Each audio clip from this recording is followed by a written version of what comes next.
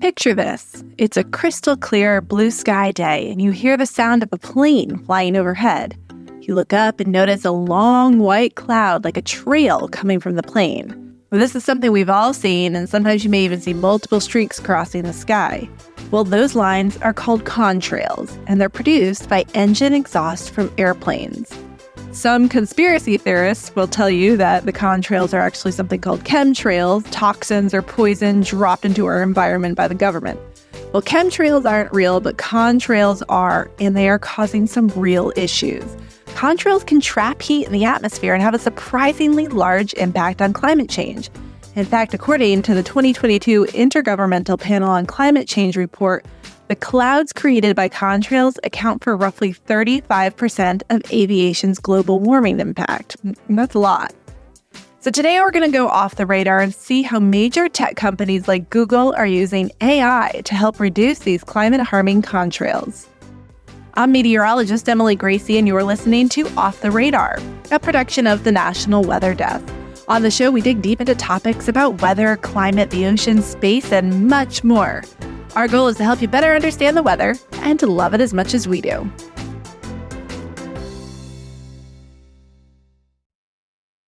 In this episode, we'll be speaking with Dinesh Sanekommu from Google. He'll tell us about the AI technology they, along with American Airlines, are testing to optimize flight paths to limit contrail formation.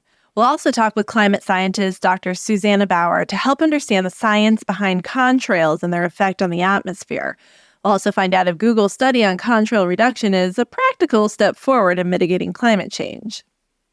Dinesh, let's talk about this study. This is a huge partnership and a really cool study where you're utilizing AI, pilot, and all the power of Google. So you're with Google. Can you give me a little background on contrails and, first of all, how they form, and then also the role that they're playing in climate change? Contrails are those thin, wispy clouds you often see behind aircraft. They're actually nothing more than ice clouds that form under certain temperature and humidity conditions. The really interesting thing is that they have a large impact on our climate. Recent studies have shown that they could be up to 35% of aviation's total warming impact. So that's why we teamed up with American Airlines and Breakthrough Energy to see what we could do about it. Yeah, that was new information to me too, which is very cool that you can adjust flight paths to avoid contrails. That's something else I didn't know could be done. So tell me about the study and how it was formed and what was done during the study. The study was a joint undertaking, again, between American Airlines, Breakthrough, and Google Research. So our goal was to see if we could use AI and very talented pilots to tackle, again, 35% of aviation's warming. So our first study, we believe, is the world's first statistically significant and verified reduction in contrails. So it was 70 live flights over about 6 months, and we verified contrail reduction using satellite imagery. We think it's the first proof point that contrail avoidance may be a new and cost-effective tool. Were meteorologists involved, and what were the factors here that kind of went into deciding the flight path? Yeah, so on the science side, these contrail likely zones, again, contrail formation is something that's been studied, for decades. So there are actually amazing studies from World War II that look at contrail formation. The climate piece is what's really new. And the way that it works is we actually create these forecasts for contrail likely zones specifically.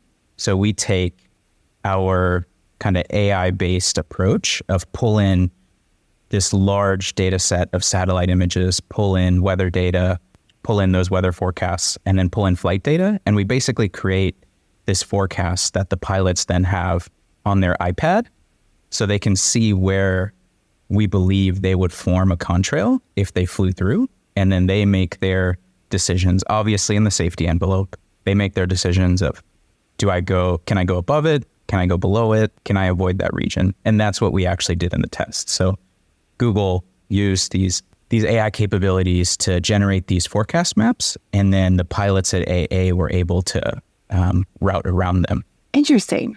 How did you find out if this actually reduced contrail? Was there somebody like looking out the back window? How do you measure this? Yeah, that's actually a really large area of research in its own. So that's one part of the study that we're really proud of, is how we actually verified the reduction. So we use satellite imagery to do that. Specifically, again, 70 flights, all in. So we had the luxury of having NASA's GOES 16 satellite constellation. So what we can do is, using that satellite, we can combine that with our AI algorithms, and we can actually detect clouds from those satellite images the same way that we do with, cats in a YouTube video, or basically anything from an image. So that's how we proved it. So we would look at these satellite images and see, flight by flight, did we see a contrail created by that flight or not? Cool. Okay, so what's next? How will this data be used? Is there any plans for American Airlines to put this into practice? Or, has there been talk with the powers that be to actually reroute flights to make this usable? We have work to do. So some of the things that we're really excited to test next, I would say 3 things. One is that Google Research is always improving their AI tools. So we continue to plan to do that because we can always do better. 2, in collaboration, again, with our partners, is really figuring out, okay, you're telling me we can reduce contrails by 54%. That's awesome. But how do we target the most warming contrails? So there's a whole set of science that we know nighttime contrails are the most warming. So we're really excited to look into how we would target those. And then 3rd, from the Google Research perspective, our plan is to openly publish tools and data sets that can help everyone in the industry do it.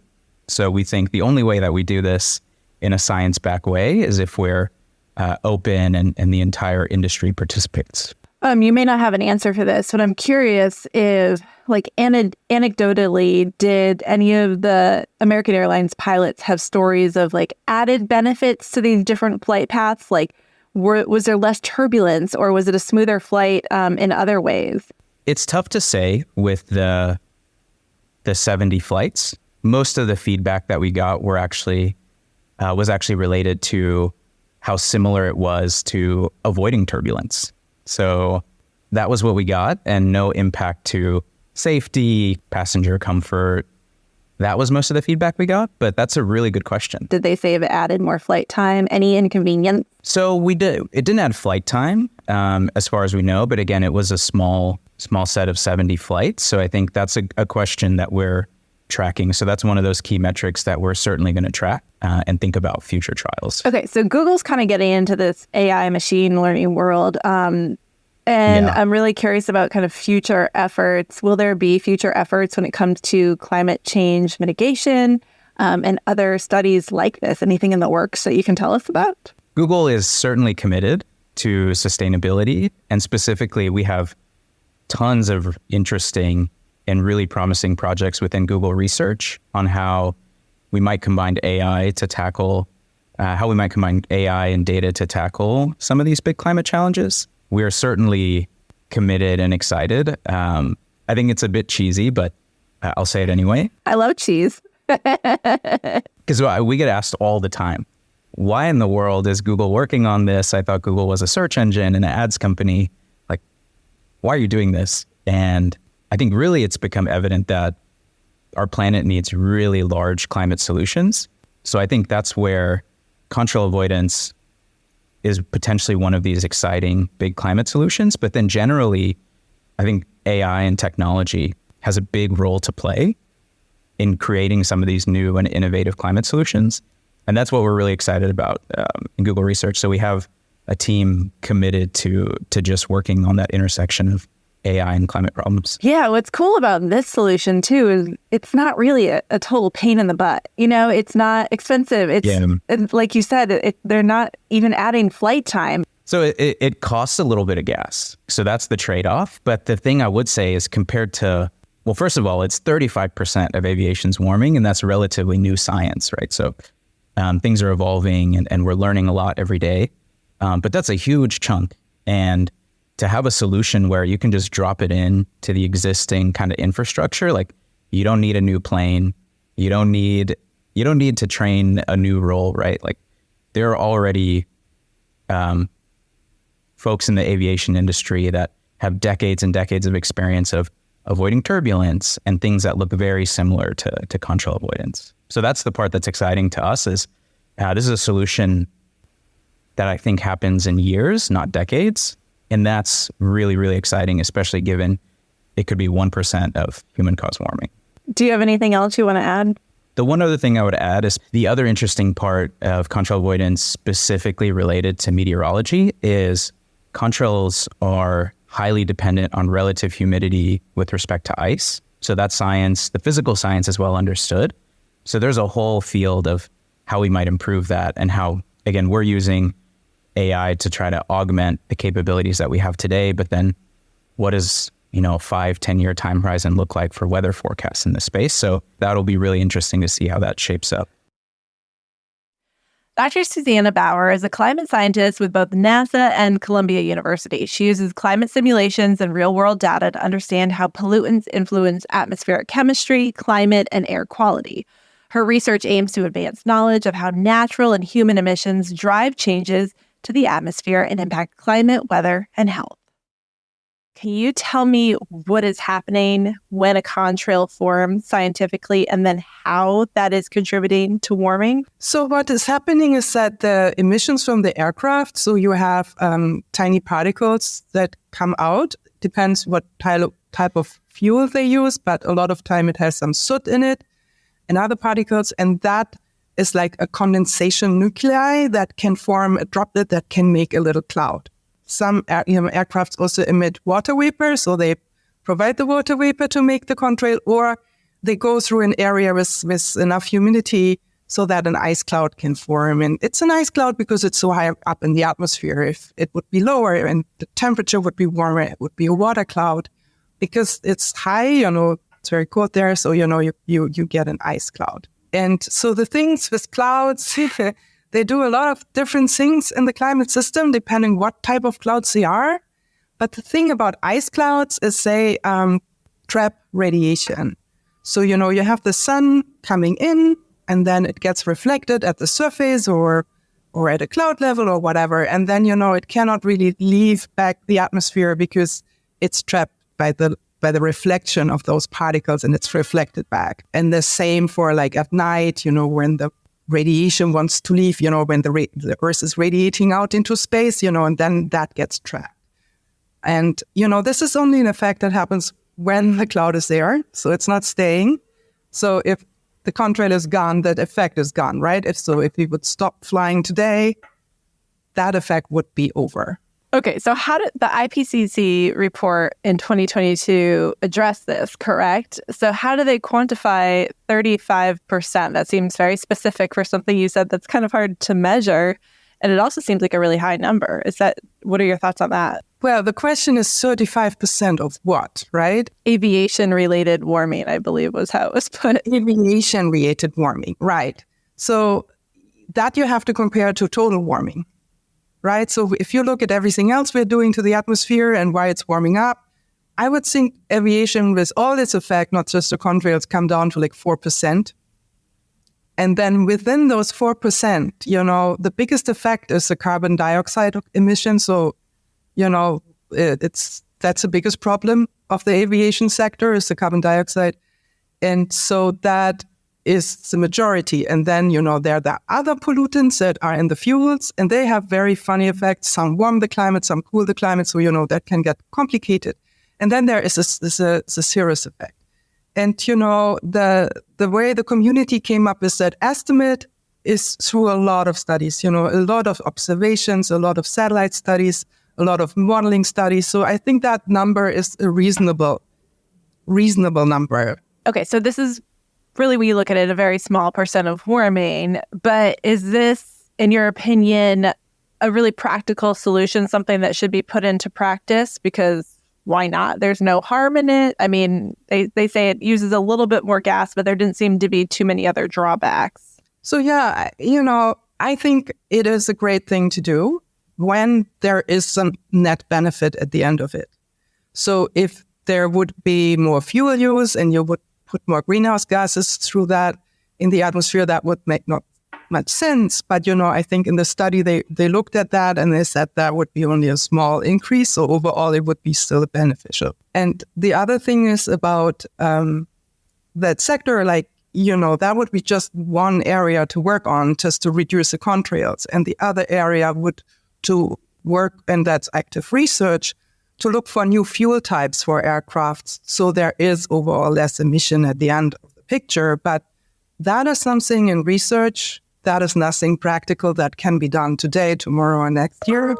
So in that sense, it's kind of important to do something you can do right now. And as I have shown from that study, it seems to be possible. So I think that's great. All this together is one step forward, because with climate, even though it's a small sector, in every sector they have to do something. Right. Yeah, that makes sense. Okay, well, last question. I'll save the hardest for last. I see a lot of discrepancy among climate scientists and a lot of arguing going back and forth sometimes on Twitter regarding climate solutions and the debate of, do we reduce greenhouse gases? Do we remove carbon removal process or methane removal process? So this group of people who think, these new climate solutions with pulling stuff out of the atmosphere are the answer. And then a group of people who are saying, stop wasting your time and your money on that. We need to immediately stop with what we're emitting right now. So what is your thought process on that? I mean, the answer is we have to do everything. The climate problem is a huge problem. We are very late to the game. A lot of that knowledge is there since 30, 40 years. But I think, people needed to get to this point to started to observe in their own experience with climate change to start to take it more serious. We are just at the absolute beginning of what we are seeing. So what is coming is really a gigantic problem. And we cannot say we will just reduce all the emissions right now, because it's not happening. It's not practical. And it depends on every government in the world. It depends not on two people to make a decision. And so we will never get there. We will make progress in some areas and in others we won't. So, we have to do everything. We have to do carbon capture. We have to do as energy efficient as we can be. We have to look at all sectors. Industrial, energy, agriculture is huge. And, and aviation is a portion of it. And, one thing that I would like to point out about aviation, what makes it so special is it's caused by very few people. And I'm one of them. Me too. Yes. And it's if I calculate my personal carbon footprint, flying is my biggest problem, because everything else I do pretty well. But there I don't have choices. If I need to go somewhere, I need to take an airplane. I'm German. If I want to see my family, I have to fly. So it is something that caused by very few people, and that makes it very huge in a lot of people's individual carbon footprint. But the reason why it's not a much bigger problem out there is because most of humanity is not flying. Or maybe they take one flight a year, not very far. But, the frequent flyer among us, we are the ones who are doing all this. Yeah, it's eye-opening. Are there any really crazy climate solutions that you've heard of? I mean, there's some where I've been shocked by, there was a guy who talked about putting up a giant tent to protect from the sun. I'm curious if there are any extremes in one direction or another that you think are really great solutions, or one that you think is just absolutely ridiculous and we shouldn't waste our time with. You asked before about the carbon capture thing, which I think is a conservative kind of good thing, to try to take something out of the atmosphere. It's just technically we're not there yet to be really able to do it on a big scale. But then there's the other area of geoengineering, and there are different ideas out there. And one is just, to put up a lot of particles in the stratosphere and to reflect radiation. And that I find really scary because we don't know what we're going to do with our stratosphere, how we're going to destroy ozone or, like a lot of other effects. And so that is something I hope nobody thinks is going to be a solution for the future. And then all the other smaller effects, like, we also do some geoengineering already by painting roofs white in cities. Like, these are like sensible, meaningful things we do that is not destroying anything. But, we have to look at each individual idea and see what are the, problems and unknowns about it. And people have to be really careful because we only have one planet. Yeah, we've done enough damage already. So is there anything else you'd like to add?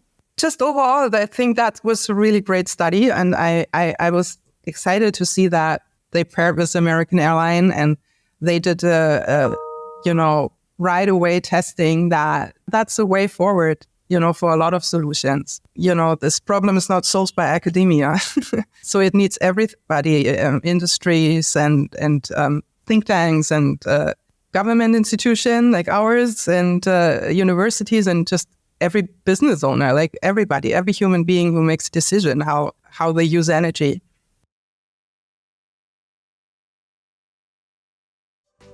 While American Airlines has no immediate plans to put the contrail reduction routes into practice, they have set a goal of reaching net zero greenhouse gas emissions by the year 2050. You can check out how they plan to do that by going to American Airlines' website.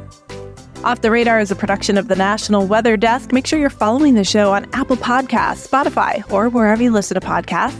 New episodes published every Tuesday. If you know someone that's interested in climate change solutions or artificial intelligence, please share this episode with them.